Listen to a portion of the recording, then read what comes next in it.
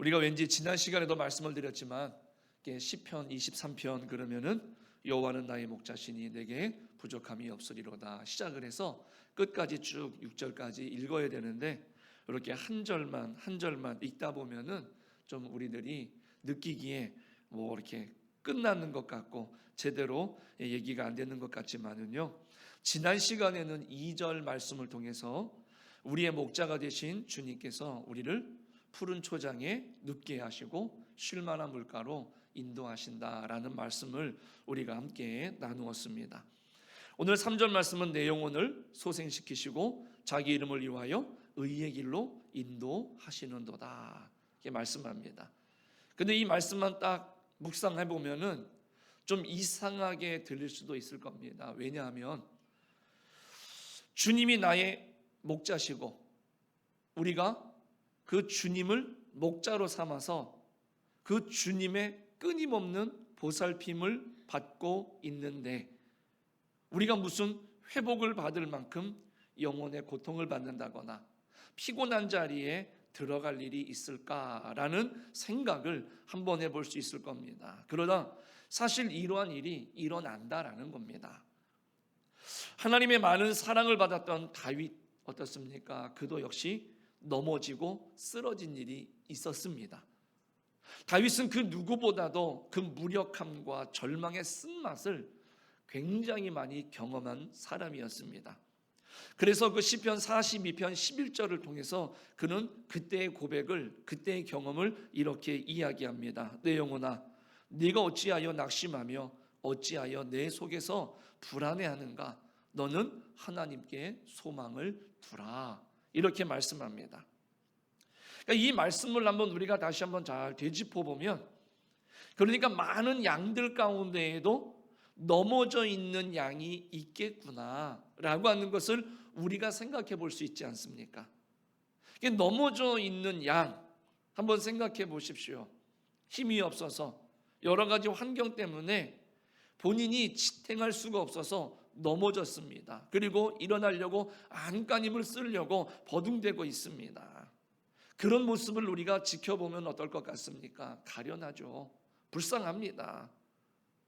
정말로 양은, 저도 그런 것은 본 적은 없습니다만은 그 양을 기르는 분들이 이 이야기를 하는 것을 보면 양은 넘어지면 말 그대로 벌러덩 넘어진답니다. 옆으로 잠깐 넘어졌다 일어나는 게 아니라 등을 땅에 대고 이 네 발이 하늘을 향할 정도로 벌러덩 넘어진답니다. 그리고 나서 일어나려고 막 발버둥을 치는데 그 양은 혼자서 절대 일어날 수가 없다고 합니다. 그러니 그렇게 벌러덩 넘어져 가지고 일어나려고 안간힘을 쓰는데 일어나지 못하고 살려달라고 애원을 하는데 그게 잘 안 되어지는 그런 모습을 보면 만약에 어떤 생각이 드시겠는가라는 것이죠. 참 그 모습이 방금 말씀드린 것처럼 가련하고 불쌍할 수밖에 없을 겁니다. 만약에 그렇게 내가 넘어졌는데 마침 옆에 그 목자가 내 주인이 있다라고 한다면 그 양을 이렇게 밀어서라도 올바로 세워줄 겁니다. 그런데 만약에 그 자리에 목자가 없다라고 한번 생각을 해보십시오. 그러면 이 양은 본인이 스스로 일어나려고 발버둥 치다가 힘이 없어서 결국에는 그대로 자칫 목숨을 잃을 수도 있다라는 것이죠. 그러므로 주의 깊은 목자들은요, 양무리 가운데에 딱 봐서 한두 마리가 안 보인다 그러면 대부분 그런답니다. 아, 지금 어디인가 넘어져 있구나. 그리고 내가 도와주지 않으면 일어날 수가 없구나. 이런 생각이 들어서 얼른 그 양을 찾게 된다고 합니다. 어쩌면 우리들의 모습도 꼭 이렇지 않습니까? 이 말씀을 들으면서 저는 우리 속장님들, 그리고 우리 교회 장로님이나 권사님들을 생각해 봤습니다. 잘 이해하실 것 같아요. 잘 예배에 참여하던 이 속회원들이 한 주, 두 주 빠집니다. 그럴 뿐이 아닌데 그래서 찾아가 보면 어떻습니까? 어김없이 그 심령이 낙심하고 넘어져 있는 것을 볼 것입니다.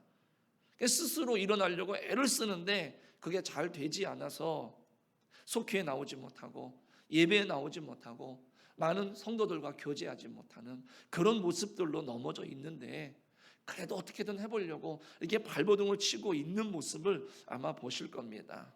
그때 마침 속자님이 찾아가거나 우리 장로님이 찾아가거나 이야기를 듣고 목사인 제가 이렇게 찾아가서 그분들과 이야기를 하면서 또 그분들을 이렇게 용기 주고 또 이렇게 세워주면은 다시 그분들이 또 힘을 얻어서 조금씩 또 그 신앙생활을 회복하고 그 믿음을 회복하는 것을 볼 수가 있습니다.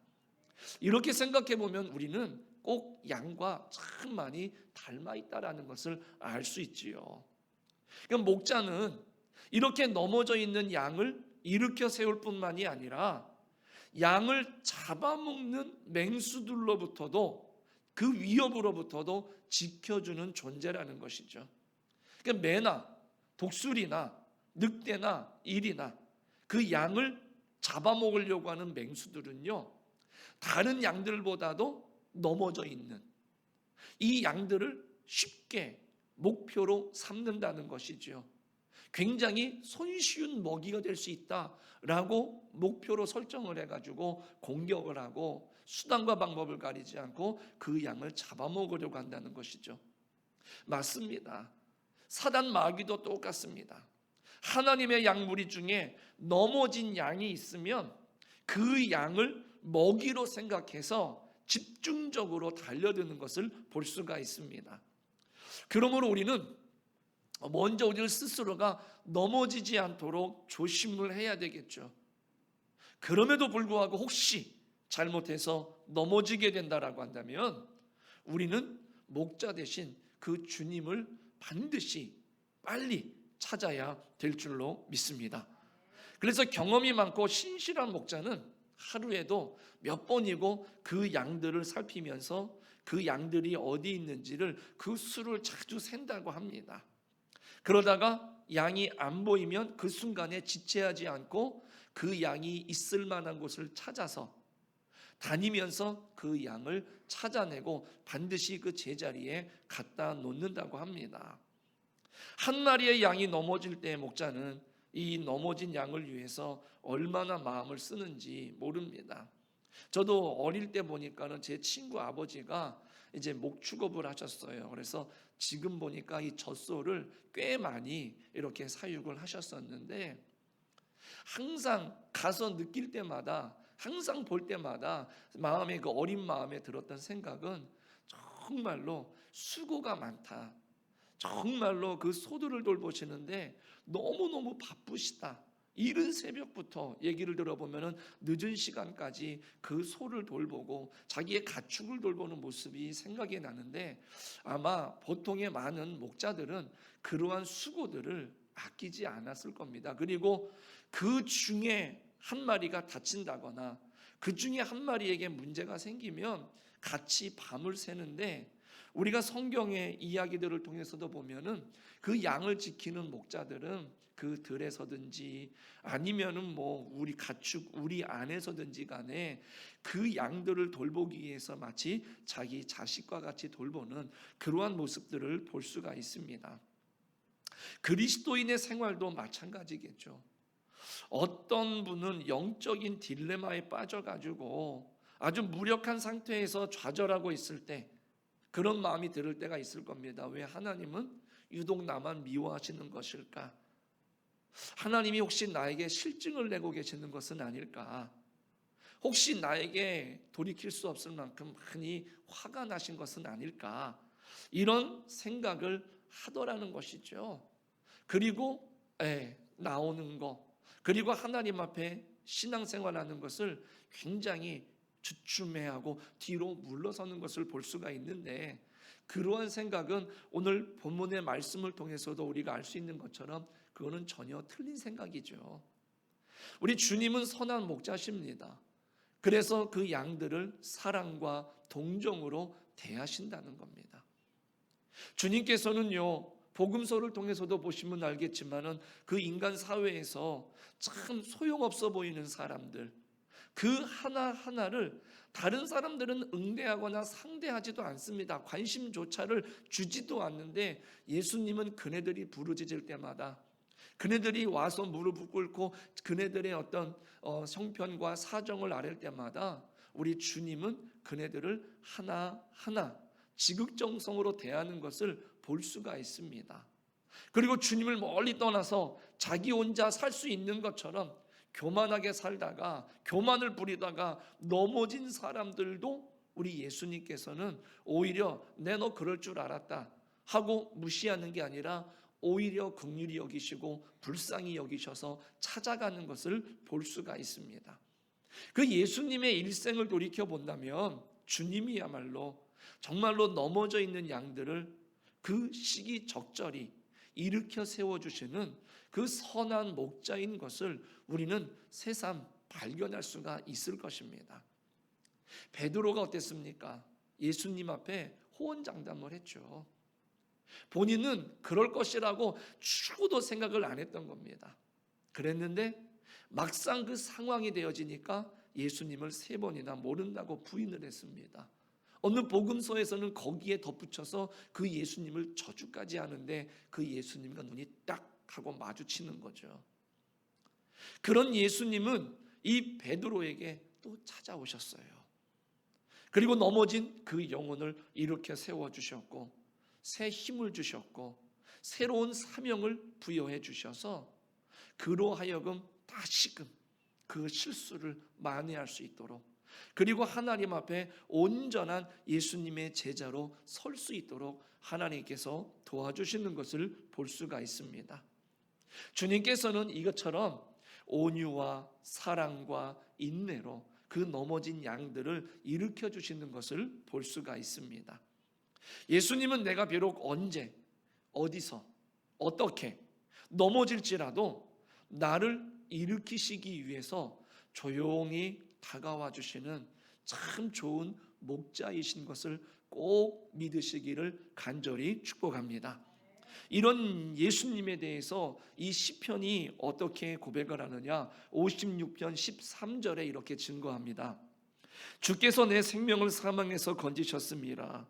주께서 나로 하나님 앞 생명의 빛에 다니게 하시려고 실족하지 아니하셨나이까, 이렇게 고백을 합니다. 그리고 시편 100편 3절에는 이렇게 증거를 하죠. 여호와가 우리 하나님이신 줄 너희는 알지어다.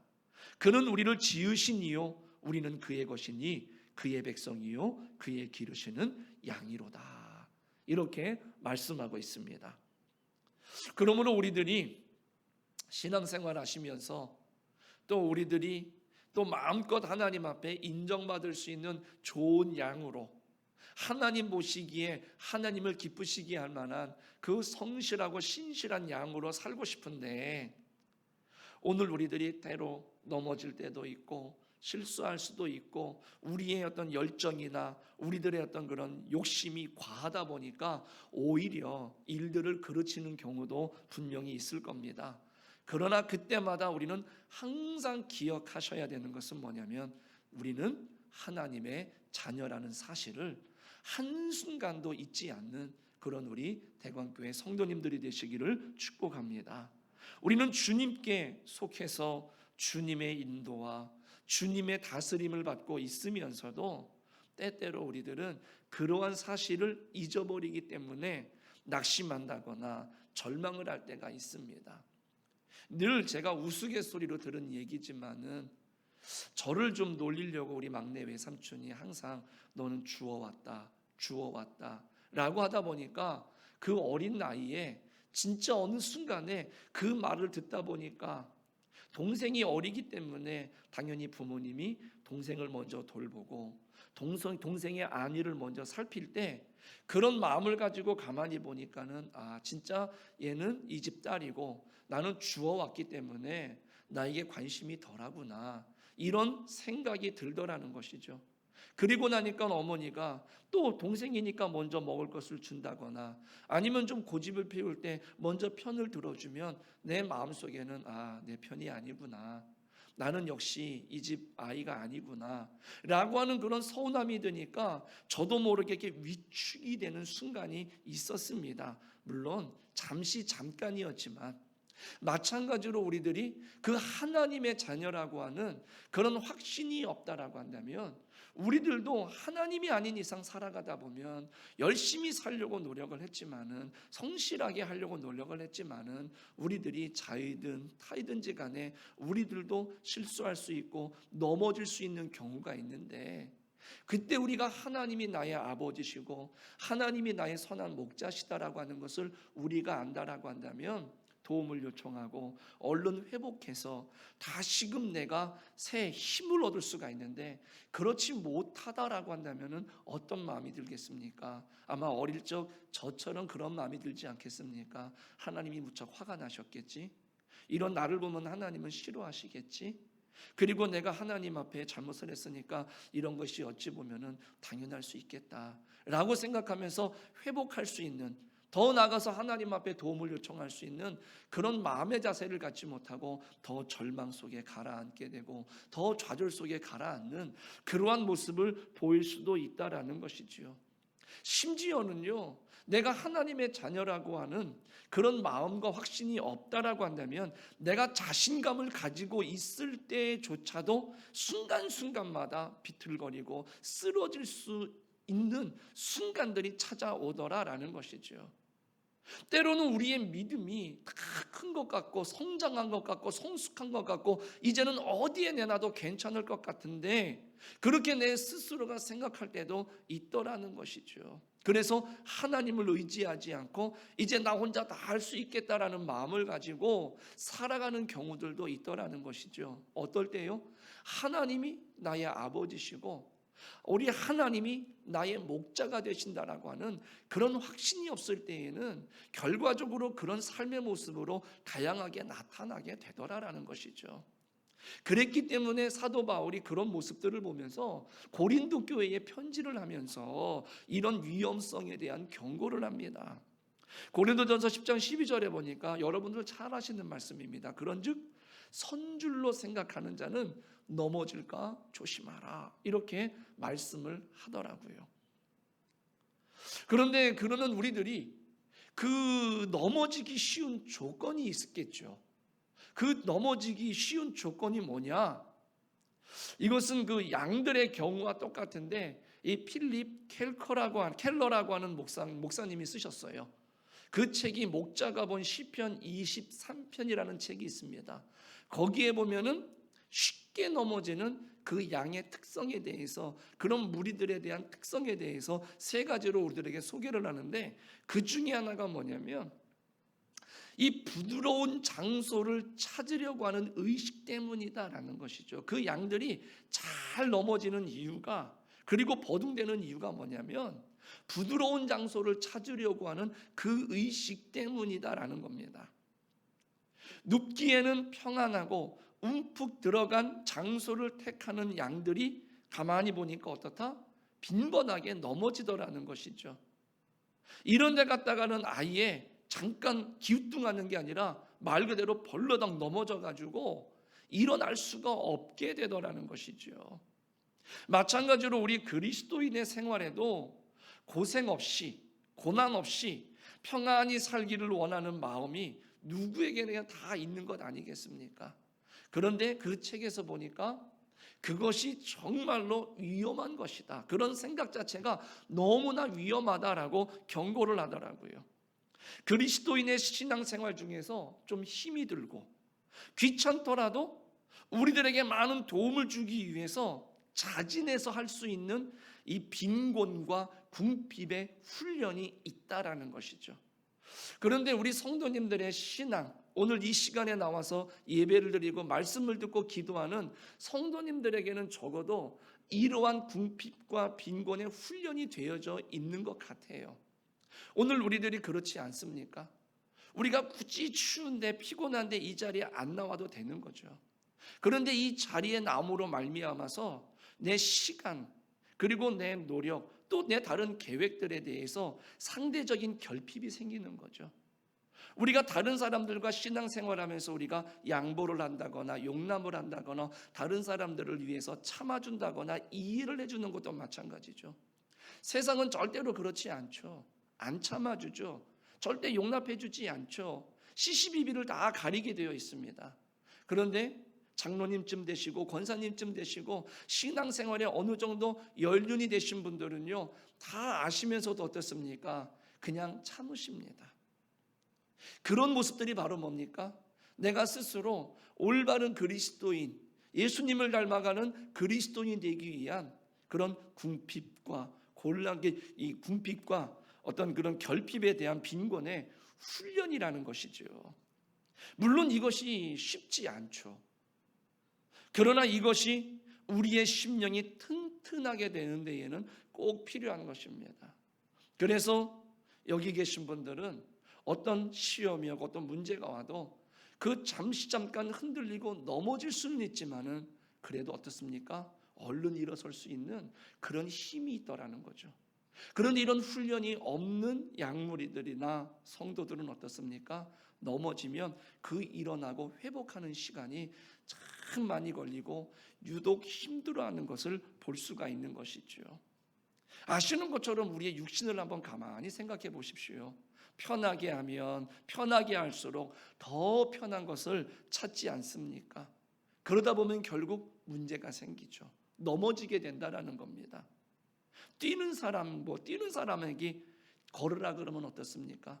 열심히 뛰다가 걸으면은 쉽죠.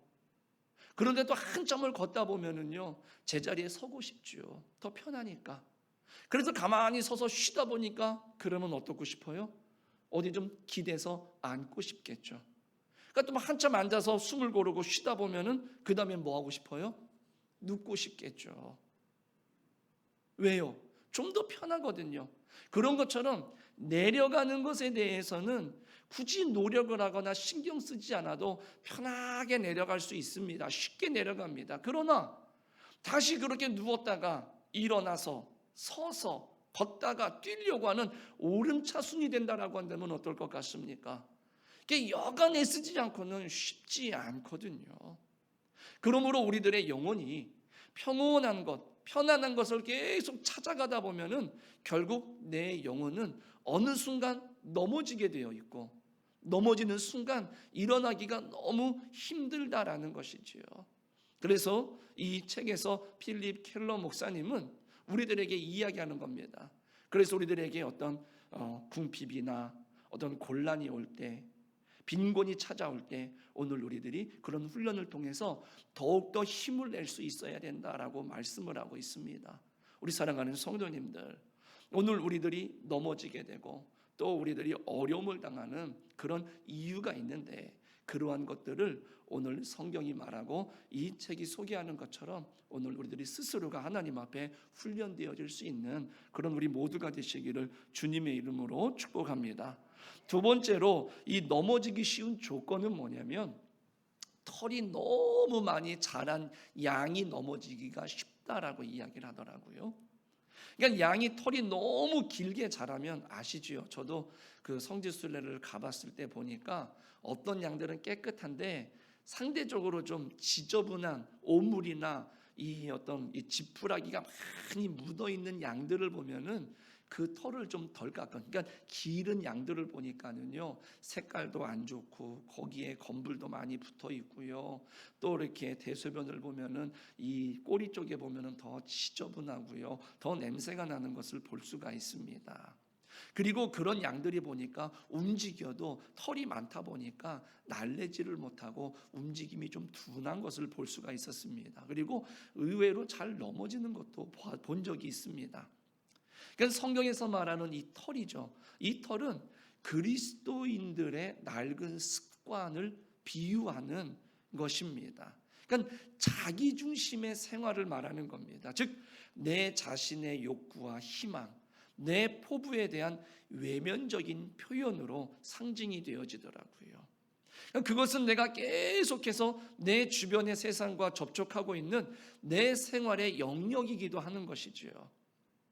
그러니까 여기서 내 영혼을 누르고 무겁게 하는 여러 가지 세상적인 것들이 많이 있게 된다라고 하는 것을 발견하는 것이죠. 그게 죄는 아닙니다. 그러나 내가 신앙생활을 하는 데 있어서 방해가 되거나 걸리는 것이 된다라는 것이죠. 그래서 성경이 이런 말씀을 하시더라고요. 요한일서 2장 15절에서 16절에 보니까 이 세상이나 세상에 있는 것들을 사랑하지 말라.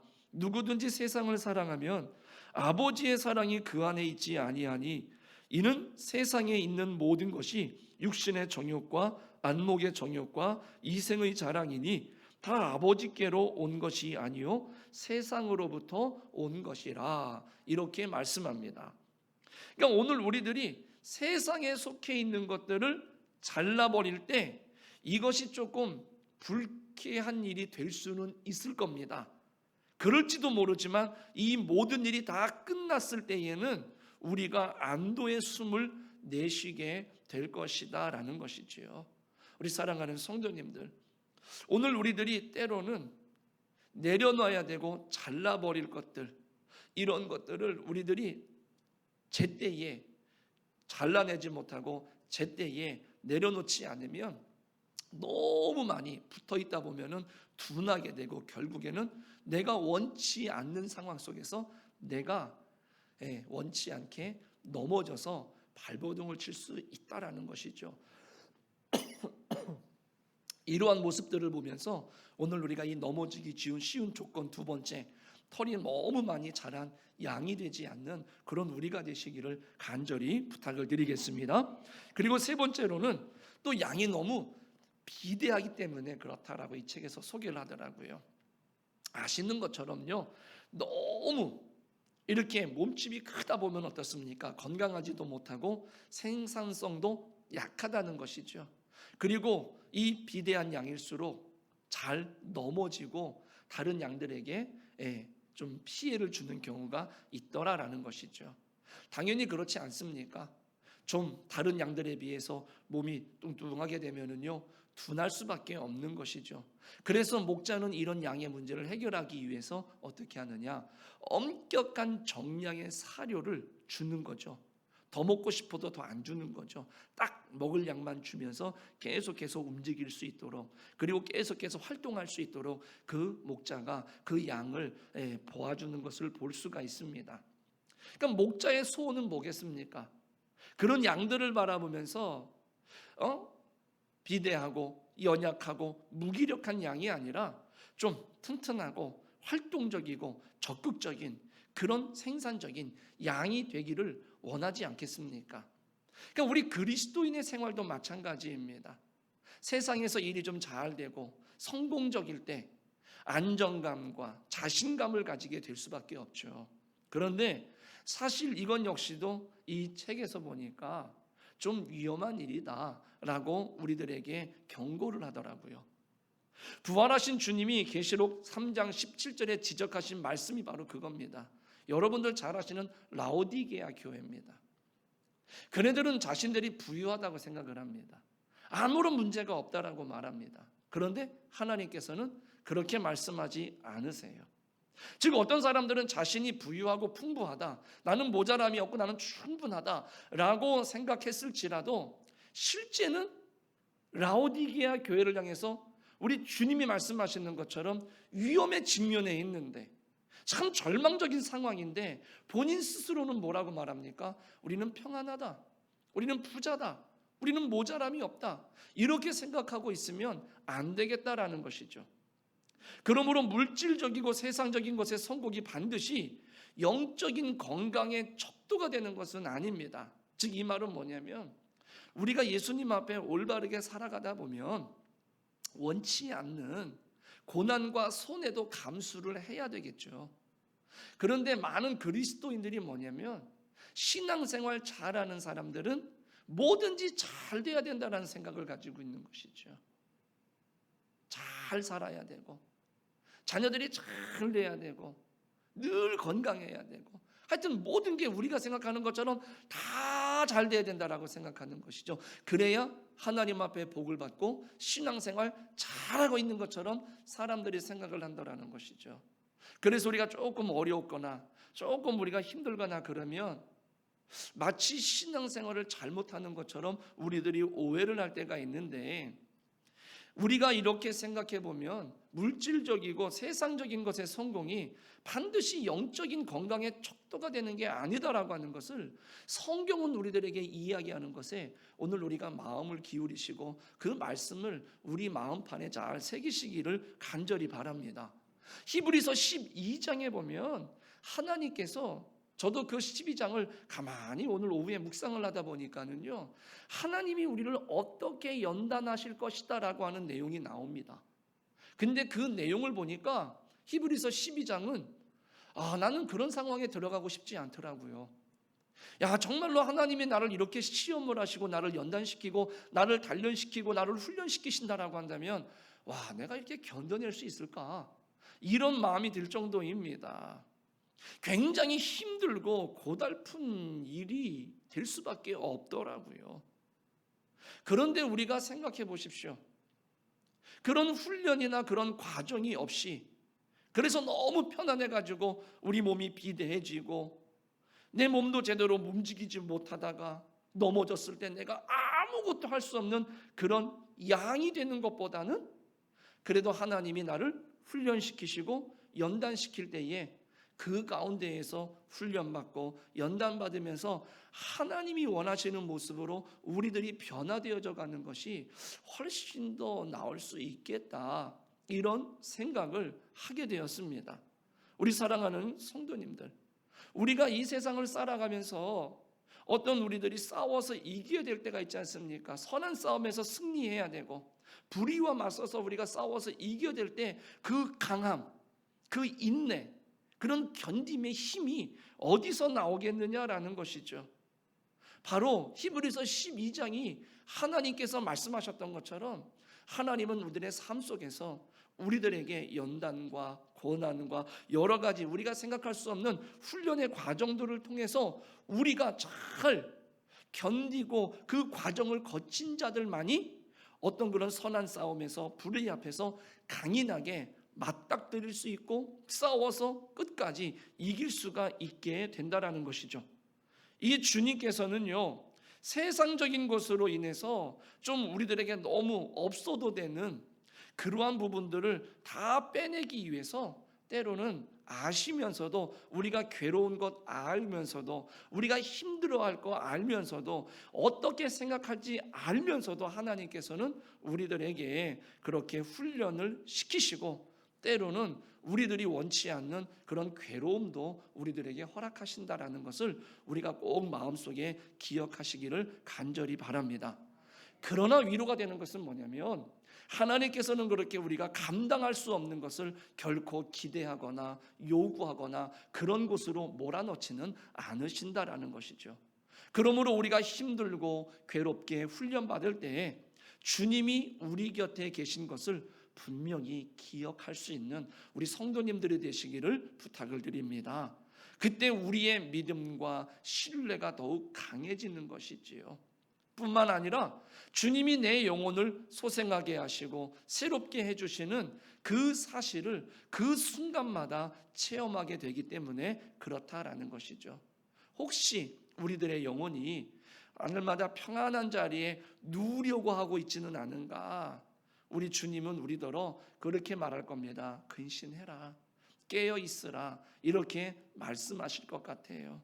때로는 세상의 것이 너무 많아가지고 털이 너무 자란 양같이 되어 있다라고 한다면 예수님께서는 우리들에게 말씀하실 것 같아요. 이제 좀 그 털을 좀 깎아내면 어떻겠니? 좀 털어버리면 어떻겠니? 이렇게 말씀을 하실 것 같아요. 그리고 아쉽지만 잘라내는 것이 너에게 훨씬 더 유익이 되니 이제 좀 우리가 다듬고 잘라내자, 이렇게 말씀하실 것 같아요. 왜? 우리들의 그 순간에 영혼이 소생되고 살아날 수 있기 때문에 그렇지 않겠습니까?